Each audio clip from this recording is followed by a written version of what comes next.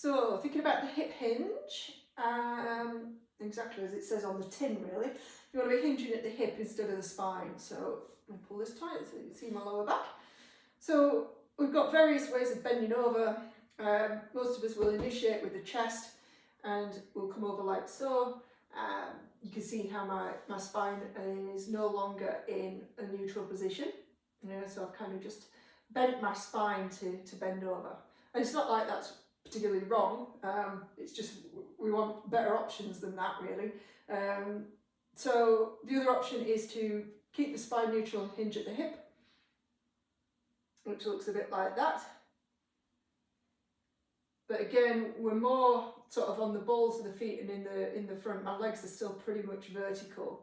So to try and get more load into the glutes and the hamstrings, so the back of the body rather than the front and compressing here, you want to think about sending the hips back.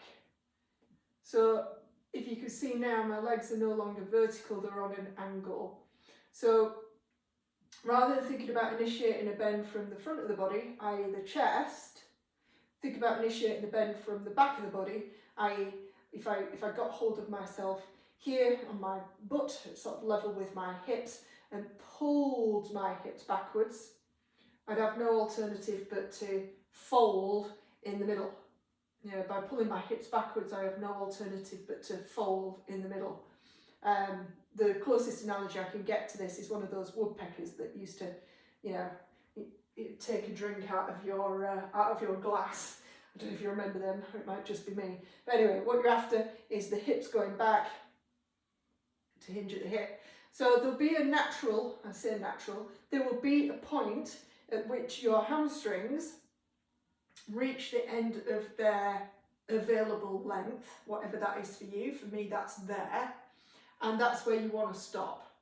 So we're just teaching the body about where to stop with a neutral pelvis, as opposed to then just letting the spine continue to do the work. And there's nothing wrong with that. If you were to take it into, if you're doing your washing, that's fine. At some point your spine needs to move, that's absolutely no problem at all. But what we want to teach the body is that not only can the spine move, but also we've got quite a lot of movement at the hips.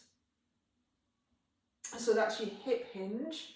Obviously, I say obviously, it's not obvious to everybody, obvious to me because I do it all the time, but obviously when your hips go back, if you then wanted to get to the floor, you would think about coming into a squat position and doing your squats. And if you heard those beautiful clicks, that was my ankles.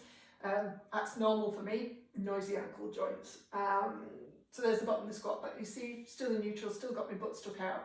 And that leads us into a different exercise, which is going to be a glute squat as opposed to a quad squat, but we'll get to that on a different video.